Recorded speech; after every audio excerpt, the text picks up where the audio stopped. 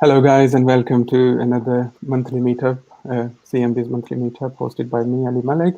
Uh, we do these monthly meetups online now. There's another one next month. Please make sure to join us then as well. It's going to be Ana Gonzalez. She'll be talking about ex-Muslims and people who leave religions and their issues with claiming asylum and immigration advice.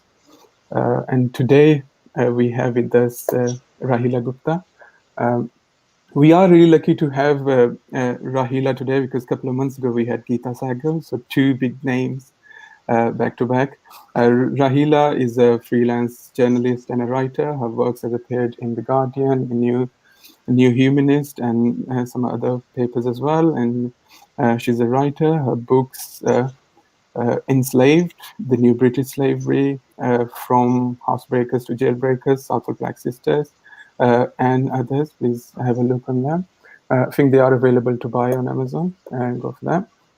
And of course, all of her humanitarian works and for women's rights work through Southall Black Sisters and everything. So Rahila, welcome. Thank you for joining us. The topic today is political blackness. I'll leave it to you to explain the topic to us and take it from there. Okay. Well, thank you very much for inviting me to speak at your event.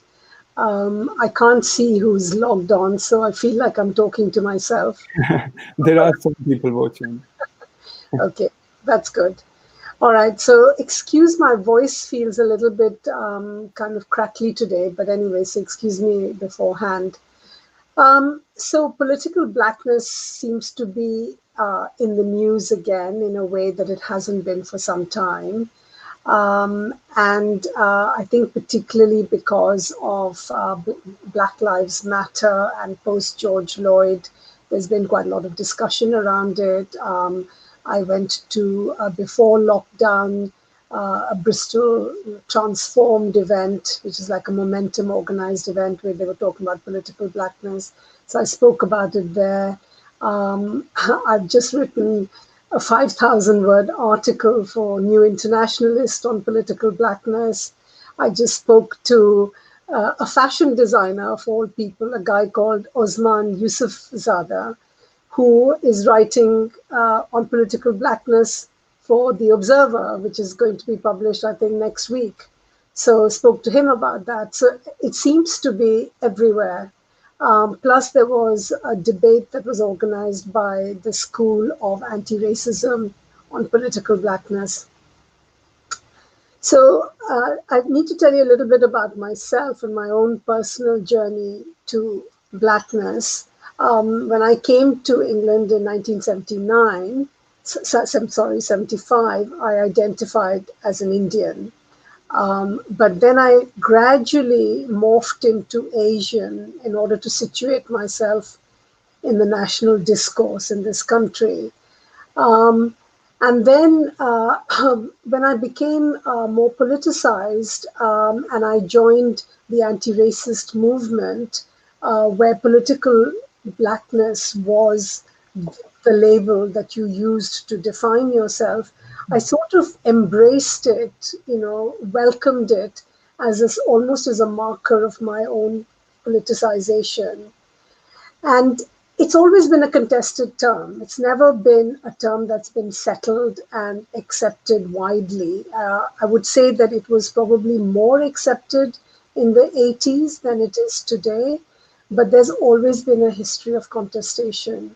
But one of the reasons that it was such an important coming together and such an important umbrella term, and it goes back actually to the 40s and the 50s, was when the independence movements from Asia and Africa had their representatives in this country.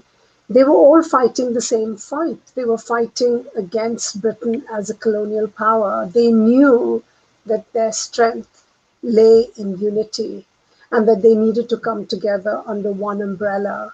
So no matter how, so they may or may not have used the term black as a descriptor, but there were, for example, I think in 1945, there was something called the Subject Peoples Conference.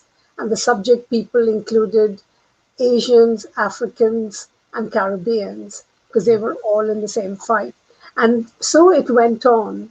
And Sivanandan, who some people might know, who was, a leading Black intellectual, who was the director of the Institute of Race Relations, was a key person in defining political blackness. And he defined it as literally a political color. It was an umbrella term to fight imperialism, colonialism, and racism, and to recognize that actually racism is a structural issue. It is used to justify colonialism and imperialism. So that structural fight was described, as a politically Black struggle. It was always about politics. In fact, Sivanandan even included the Irish in it. Now, see that's an interesting thing in itself, because Irish are white in color. So it showed how far he wrenched it from its moorings as, a literal color, as an so it wasn't just a biological ethnic issue, it was a political issue. And this was something that was reflected across the board. So you had, for example, the Black Panthers in United Kingdom. They had people like Farooq Dhondi in it. Farooq Dhondi is an Asian. So it had people from all of these three areas, these three regions. Malcolm X, when he visited Birmingham, I think in the 70s, he encouraged Africans and Caribbeans to support Asian class trade union struggles. So it was not about race and nationhood. It was also about class.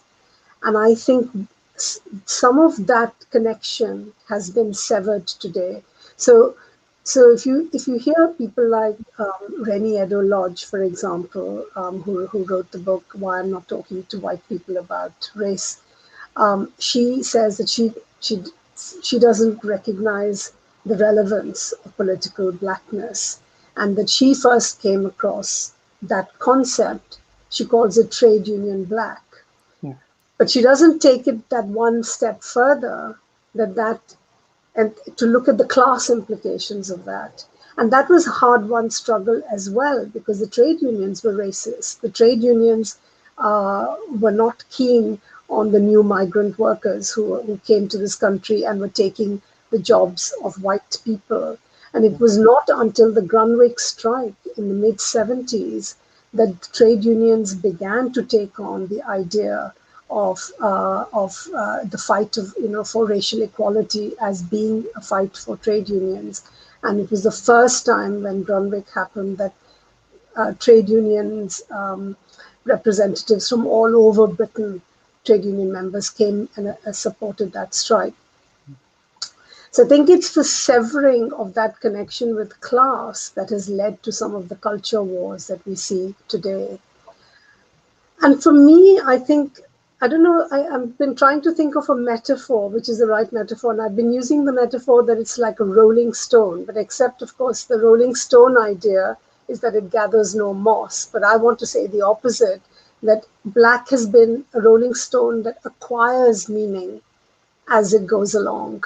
And that for women, particularly, the ground that we stood on was eroded not just by race and class, but it was also eroded by gender.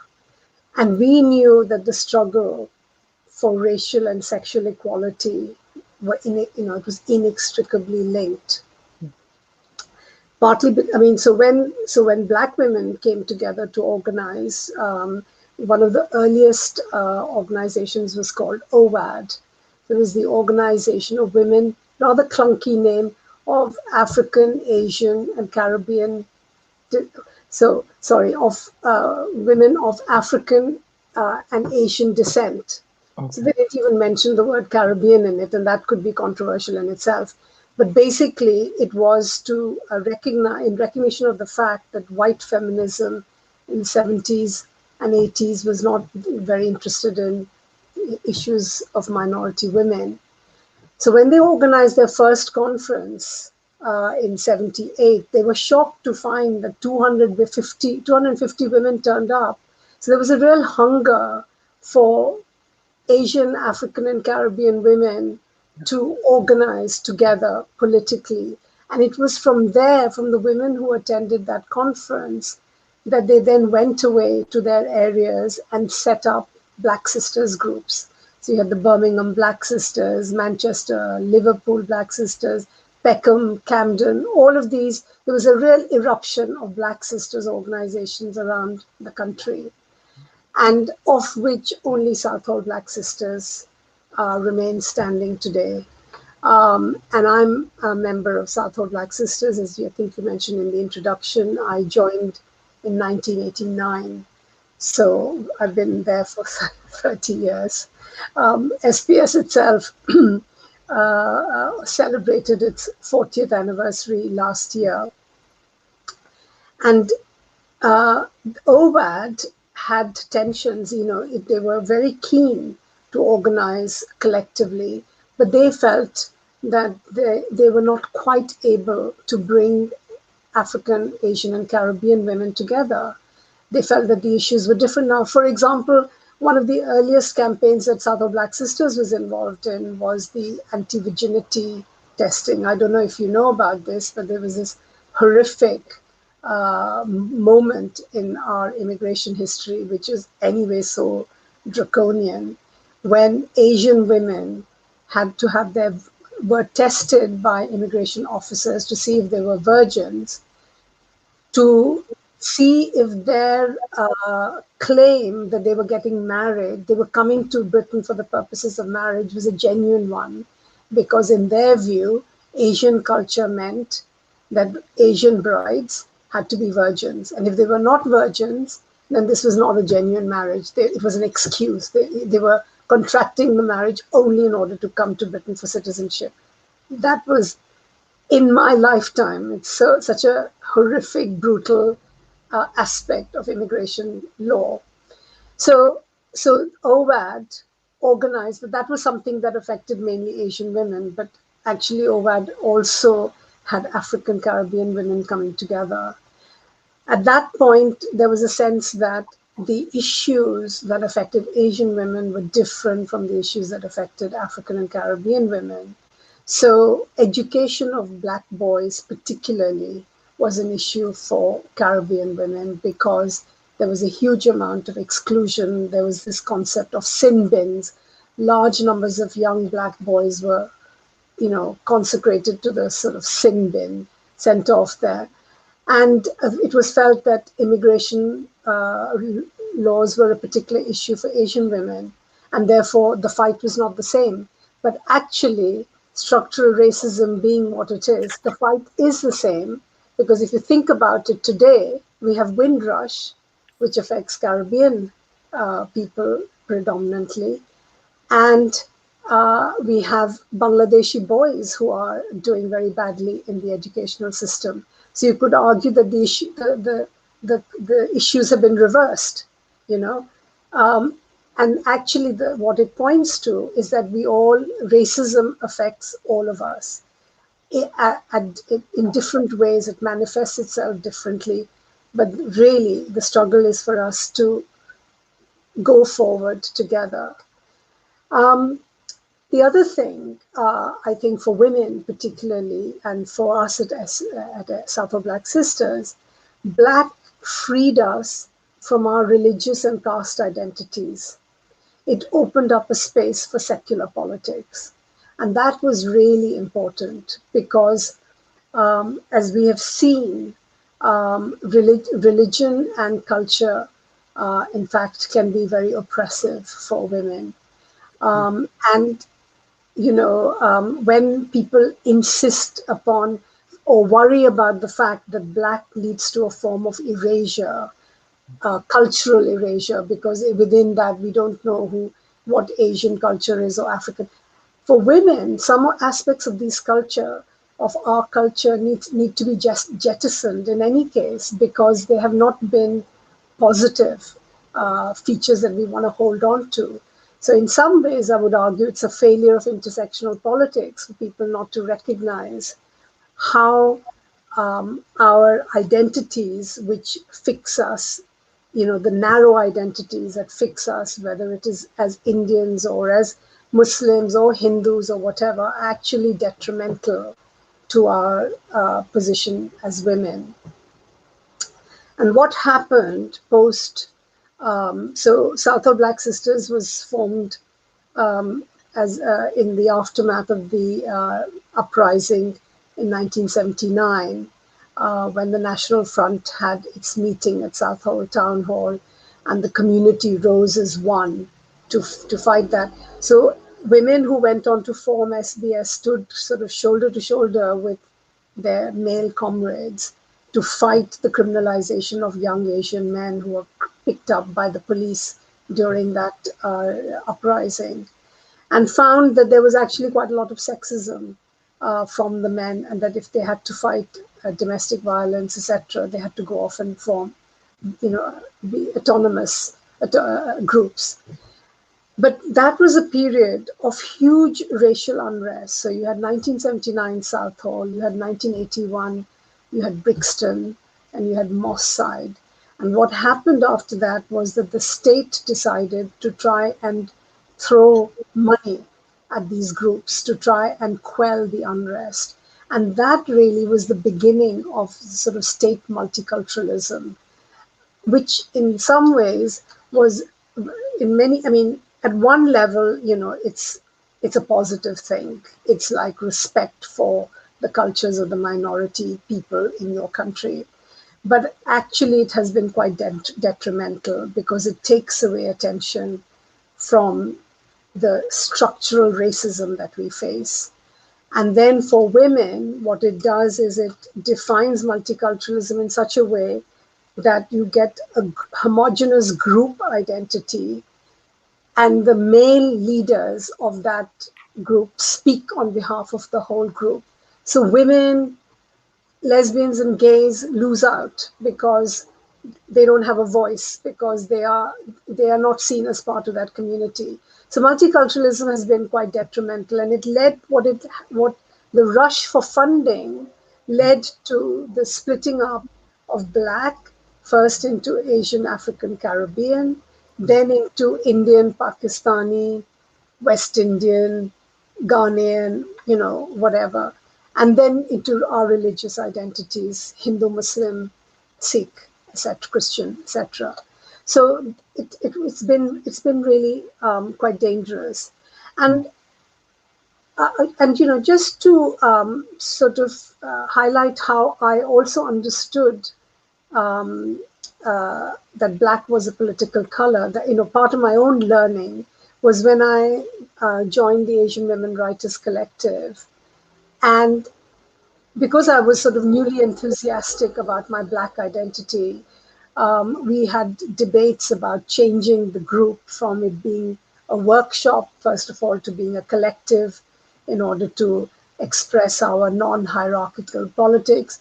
But also I wanted it to be defined as Black and described as Black. And I lost that battle within the group, because they said that, we were there as writers and we would not have the tools for the culture, for the critique of African Caribbean writing, nor would they have it for Asian writing. So I understood that where cultural issues are concerned, you may have to mobilize, okay. Yeah. Independently in terms of your own communities. But it's losing sight of the political, which is really the problem. Yeah. Now I can go on, but I can see that the time is 20 past. I was going to talk about what's happened post George Floyd, etc., etc. I think that's important. You should go ahead and talk about that as well, if you want to. Yeah, that'd be important. Yeah. Okay, so I feel that because of the kind of sort of national, international soul searching that's gone on since George Floyd's murder, what's happened is that, particularly since we're talking about Britain, the mainstream in Britain has gone on to give space to Black people, but that has been really narrowly defined as people of African and Caribbean descent. And this whole debate, this whole push for us to be, a joint, united front, it's impossible to do it now because it would feel like we're trying to jump on a bandwagon or we're trying to get some, get the benefit of coverage under George Floyd because we've lost that political argument to some extent. But I would argue, because in doing research for my New Internationalist article, I spoke to some younger people because there is a sense in which it feels like it's a generational divide, that the older activists like myself are wedded to political blackness, but the younger generation are wedded to people of color as a label. But what I was heartened to find, I spoke to two young women who are of African Caribbean descent, who spoke on that debate that I referred to, organized by the School of Anti-Racism. And they're very much for the unity of African and Asian and Caribbean people. They see this as a united struggle, that racism affects us all, that to set up hierarchies, is divisive. And in fact, they go so far as to say that anybody who does not recognize at least the political analysis that lies behind political blackness are neoliberals. That it's an individualistic approach.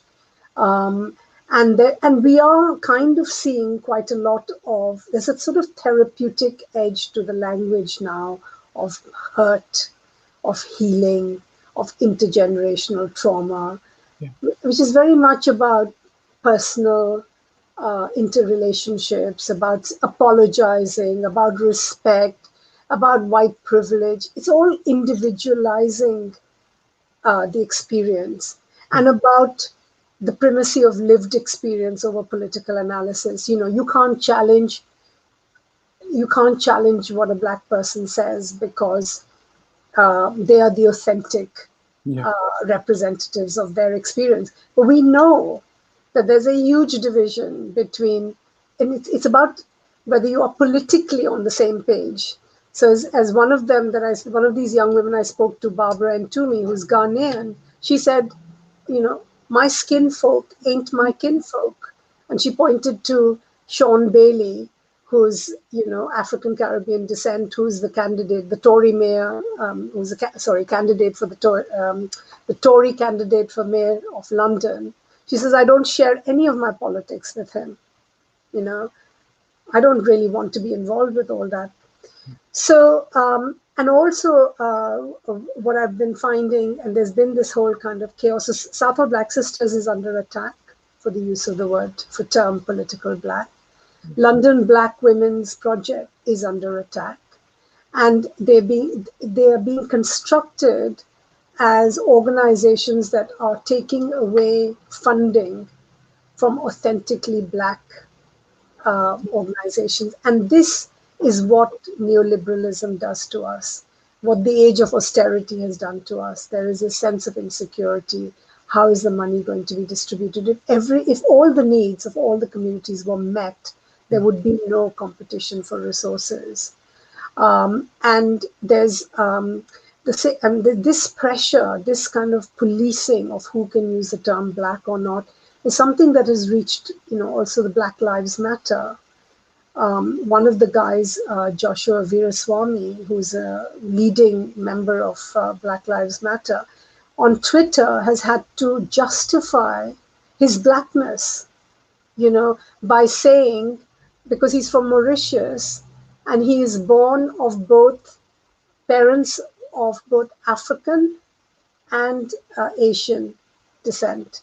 And he has had to explain that. It's a little bit like the Obama controversy about, we saw in America about whether he was, anyway. So so Black Lives Matter have come out and made a statement saying that they are not, they don't believe in political blackness.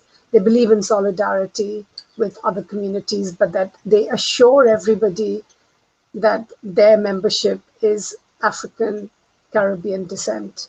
Yeah. So, and yet their politics, from people who are close to them, say that their politics are actually about solidarity with all communities.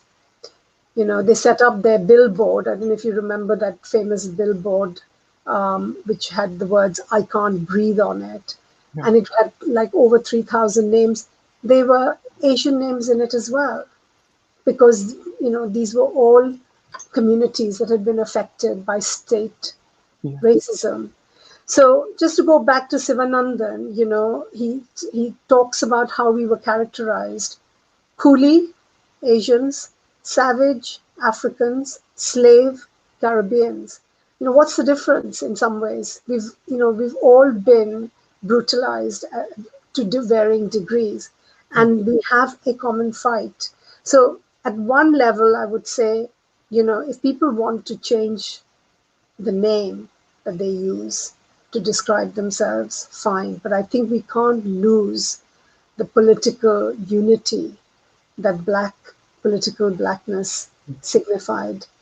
And just one last thing, I think that for me, black has been a very important term as a way of challenging colorism within Asian communities, where light-skinned, fairness equates beauty, and to challenge them by saying, no, I define myself as black, and then to open up that debate, that's really been very important.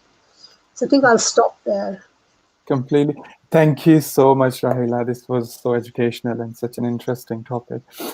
Guys, before I start asking Rahila the questions, you can ask questions. You can start posting questions in the comments, and Rahila will be answering them later on towards the end of the video. So, Rahila, a couple of things that you've mentioned, and you've covered almost everything that I wanted from this video, and thank you for doing that. You didn't leave much.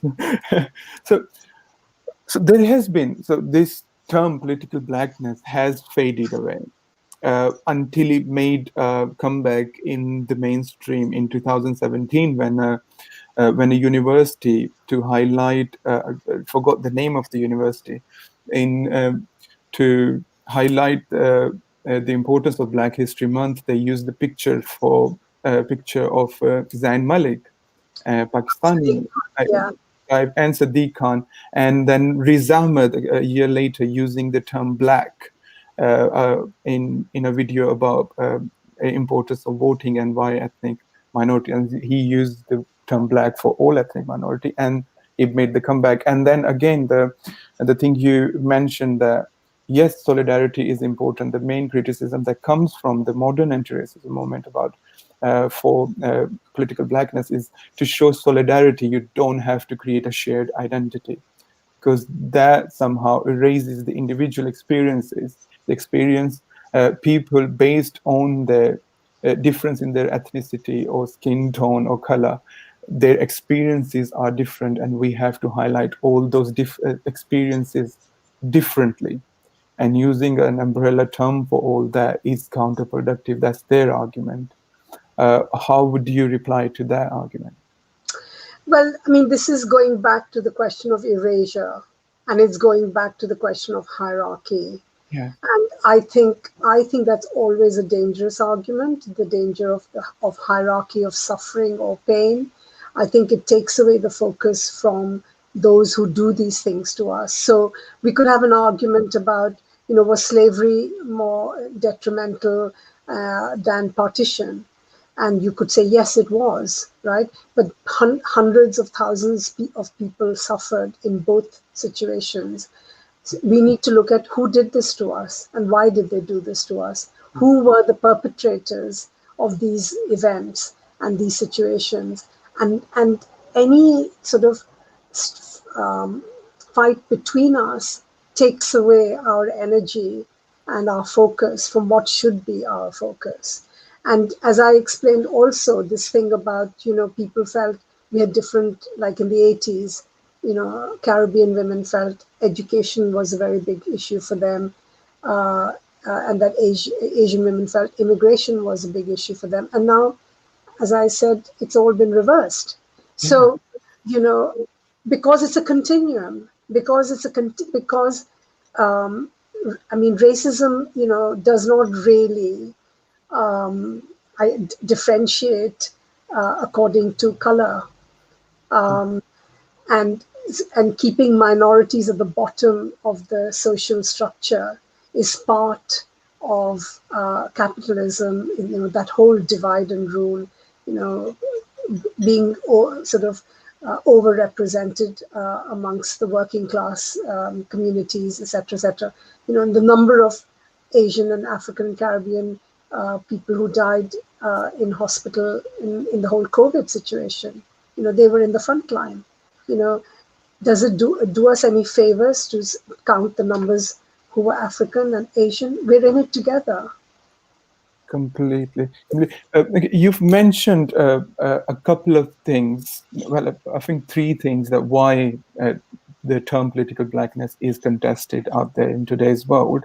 One being the generational gap, because the older generations were still fighting for the most basic rights. Because when the term came about, trade unionists, they actually said that people who are non-white people are treated as subhuman, so we need something for them, and that's how political blackness came. But today's generation, our struggles aren't on the same level. Yes, it's gotten a bit more complicated because acceptance is afforded now.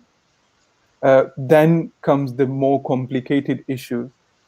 Was that people needed the breaking off from a bigger picture because the acceptance is afforded? Now we look for a specific issues to solve, and now we need to break away from this group and start struggling for our own things, or rush for funding. That's where state multiculturalism comes in. It's again that neo-colonial idea of packing them against each other. So we don't have to deal with much of the backlash that's coming. That's the second, intergeneration, multiculturalism, or the difference in the struggle of the first generation and the generation now, which has been more detrimental to the term political blackness.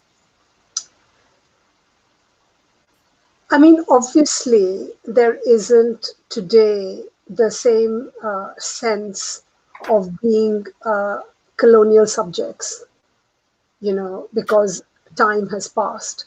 It's been over 50, 60 years. And so there isn't, people have been born in this country, some of that is history, etc. What to me is interesting is that, and that's why I mentioned these two young women. Of course, they were, I suppose, against the grain, because my daughter, for example, says it doesn't land. In her generation, the calling herself black does not land with anybody. And that there is often when she was in school, she said, if people, wore cornrows or something and they were not African, Caribbean would be said, why are you begging black, right? Yeah. But those who are politically active, and I think that's true of then as it is now, because not everybody is politically alert and conscious and active. Yeah. Those who are politically active still feel that it is a joint struggle. So even if you say there is acceptance, but you also know how draconian the immigration legislation is. Right? Yes. Every time you hear that a boatload of people have drowned in the English Channel, you immediately feel that link. Even though you may be here and settled, you immediately feel drawn to the fact that you are still at the bottom somehow, that you are still the other. I don't know. Yes, of course, I'm not saying that there hasn't been any change. Otherwise, let alone anything else, all our political struggles were for nothing. So we have to claim some success.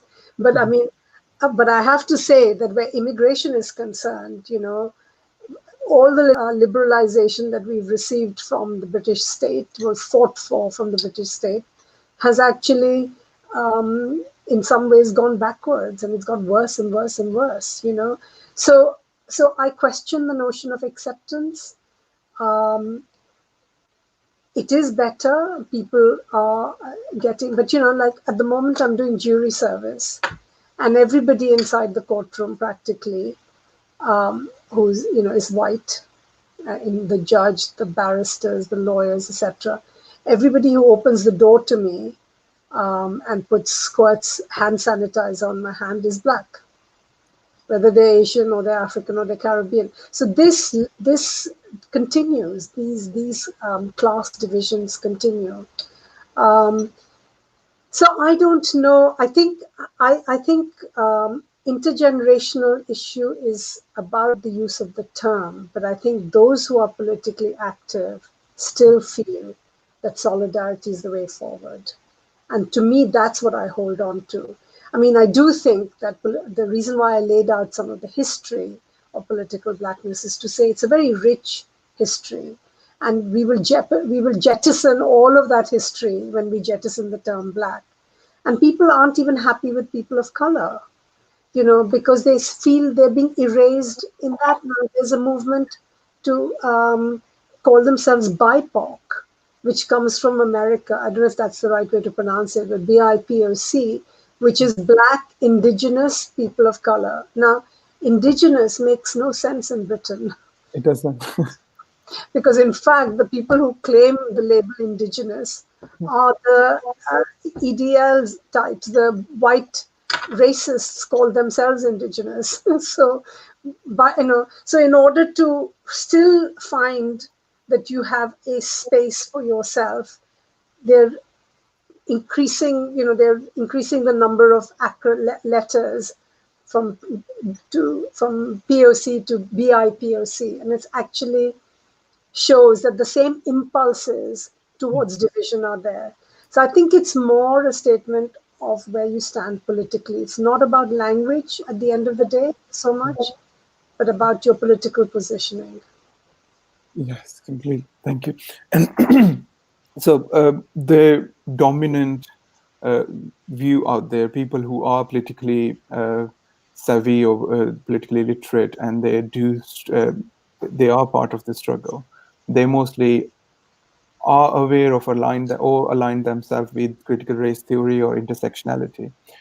How does critical race theory and intersectionality and political blackness, are they at odds with each other, or can they work together, or are they two sides of the same coin?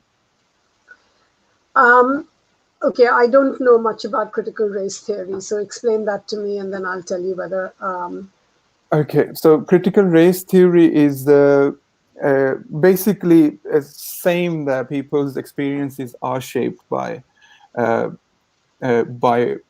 how they're seen by the dominant race, that is the white race in this case, and we should allow them voices on the basis of that. But and then there is again intersectionality comes in, and that's how people just see it, that every person's experiences are valid and they all should be highlighted. There shouldn't be one. Like I'm not greatly literate on it. That's just the gist of it. Okay. Well, I mean, I sort of touched upon the intersectionality issue, which was that, so for example, Black women who are fighting for equality have to take into account both race, gender, and class, right? So if I was to give you a kind of an example from the practice of Southall Black Sisters, if a woman came to us who had settled British status, Yeah. and was facing domestic violence from her foreign spouse, right, whose citizenship or status, British status, depended on her. And if she came to us and she said that I want my partner deported, can you help me write a letter to the Home Office? We would say no, right? We would say because looking towards our racial identity and how racist the immigration laws are, we wouldn't want to use the immigration laws selectively. And we would, and so we would say to the woman, okay, you need to, we will help you escape this situation, go into a refuge, access these benefits, whatever it is. Okay, that's now, so that's the kind of intersectional stance that we would take. Now, in that intersectional stance is a recognition that our culture, so whilst we're defending our community from racism, from state racism, there's also a recognition that our culture can be detrimental to us as women. And therefore, I feel that's where you get the conflict between intersectionality and those who want to have their individual who talk about erasure under political blackness, because they put their culture on a pedestal, that it's so important to, yes, there are aspects of our culture we should hold on to, of course, that's what multiculturalism was about in some ways, but that it's recognizing that actually what, and this is again what I said, that it actually frees us from our religious and caste identities. I link up with other people, and I'm not divided by my religion or by my caste. I'm not separated from them. So this whole pressure about individual experience, there is a kind of a neoliberal aspect to all of this, because the individual experience is raised up above the collective experience. Collectivities and solidarities are destroyed through that. So it's, nobody is saying that individual experience, individual cultures must be annihilated, must be erased, must not be seen. What we're saying is that politically we need to come together. Yeah, completely. Thank you. Yes, guys, you can start posting your questions now. We're moving towards the last part of the video. We'll be asking your questions to Rahila. Yeah, and the unity again. I mean, I'm sorry for being a broken radio here, but I think it's such an important message, having unity in our political struggles. And why do you think that political blackness, like this generation, isn't aware of the struggle or the term political blackness? Why is that? Has there not been any education around it?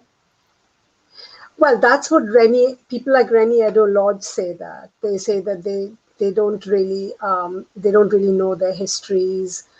They feel not much has been written down. I mean, I don't think that's entirely true. There may be some truth in it, but the fact that organizations like Southall Black Sisters continue to exist and have quite a high profile, and if you think about trade unions and you think about the Labour Party. I see Mariam is saying something and it's distracting me. So I'll highlight Yes, I it agree later. with what Mariam is saying, and we'll come to that in a minute. But sorry, so yeah, I think that there is an oversimplification today of blackness as culture.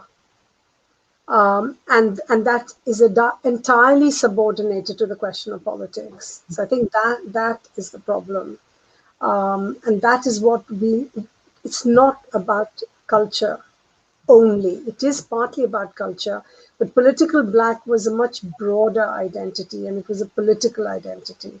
Sorry, I feel I'm repeating myself, but yeah. It's quite needed because it's hard for people to make that distinction in today as well. Because even though the issues might not be as black and white, they are more complex issues now. But people like the identity, something as complex as identity, to be simple, because they're not, and identities do fluid as well. There are people who do, they are like, I am Pakistani, I'm Indian, I'm British, my food, everything defines me. I'm an ex-Muslim from a Muslim background. So identity is fluid. It can't be as simple as that. Yeah, so I mean, again, as Amrit Wilson once said, the political blackness still lingers on, but the African Asian unity is fading. What's the I role? I don't agree with that. I mean, in fact, she was part of this debate organized by School of Anti-Racism, and she was saying that political blackness has lost its relevance, and that she's quite happy with people of color as long as there is a politics of solidarity. So I do think that one of the women that I was speaking to, Shardine Stone, who's a musician and a trade unionist, she said she also feels some of it is misrepresented in the media as if we are at each other's throats. Where is the representation of united work together? The things that we have done together. Where is it? I mean. There are organizations within which, so for example, Southall Black Sisters had set up a group called Women Against Fundamentalism, and there were all kinds of ethnicities represented in it. Working together, in fact, in that we also have white women who were working against religion. So there are many alliances that are formed, and I do think that there are enough people who recognize that the way forward is for all of us together. So you say, you're Pakistani, you're Indian, you're British. I'm also all of these things, but blackness is my political home, if you like. Yeah, yeah, and it's such an important thing for people to know. Okay, what was Mariam saying? Uh, it is this black politics that can push back identity politics. We may need to use another name, but the politics behind it is something that we see more amongst older activists like ourselves. Well, Yeah. I think, I mean, take Black Lives Matter, which is a very big movement at the moment. If you look at their mission statement, even though they reject the term political blackness because they say it's out of date, they very much support the idea of solidarity. So they look at all those who who suffer at the hands of the state Yeah. as that's a collective struggle. Um, so I think I would say that the younger generation is equally focused. I mean, again, obviously, I'm generalizing. There are people who have different politics, Mhm. and that was true even in the 70s and 80s. As I say, it was always a contested term. In fact, in the 80s, it was like a shorthand. People who called themselves black or organized an conference with the word black in it and invited both Asian and African and Caribbean, you knew immediately what the politics of that organization were. You knew immediately when an individual said they were black and included all of these. Whereas you'd get Asians who said, "I'm not black. How can you call me black?" This whole colorism thing, the entire prejudice against having to share any platform. And some of these divisions were foisted upon us by the Brits. The Yeah. Asians were brought in to control, the black slaves, but they were indentured labor initially, one cut above. These were all divisions that were brought in. We mustn't play to it. We mustn't allow ourselves to be divided by it. Completely. Thank you. And one from Victoria Guggenheim, our own Victoria. A growing right-wing ally itself with science and skepticism are touting the race IQ theory as valid. There is no evidence to support it and studies poorly conducted. Yet the myth simply won't die. That there is differences in race and IQ. And of course, black people fare the worst in this theory. How do we fight this when even those most skeptical, logical, rational, with large platforms, simply just won't listen, ignore epigenetics and environmental factors, and don't see the political social damage? My reading is atrocious. I hope you. It was fine. Totally got it. Yeah, I mean, the point is, race does not exist as a biological category, but racism does exist. And I do think that I feel we've won that battle. I mean, the people who still argue about inferior races, lower IQ rates, etc., are very much, I think, on the margins of the debate. They are like the Holocaust deniers. They're on them. They exist, but they're in little ghettos or enclaves of their own. They're not really part of the national debate. And I've just forgotten the name of this really important woman who's just written debunking all of those race theories. It's the Asian woman. God, it's driving me nuts now. But anyway, she also wrote on the use of fake science to, in the argument of sort of advancing sexism. Angela Saini just came to me. And so Angela Saini has written this really influential book. Thank you, Mariam. Yes. So yeah. So basically, I am not worried about that at this point in time. I don't think people like that will have any mainstream platform. Right. And before we go towards closing, is there anything that you'd like to say about the importance of politics from autonomy and why it's important in today's world? What, autonomous? Yes. What, in terms of women or?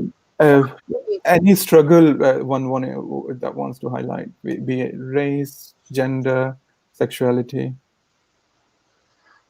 See, I think that autonomous organization is important strategically at certain periods of time, but I think that the general thrust should be in terms of coming together. So, for example, women had to organize autonomously because they were basically disregarded by their male comrades. Their issues were not taken up, etc. They were silenced. They faced sometimes they even faced sexual violence or sexual assaults from them, and so on. So, in that sense, we had to organize autonomously, especially when you have no voice and when you lack power. Then you want to be able to have a voice.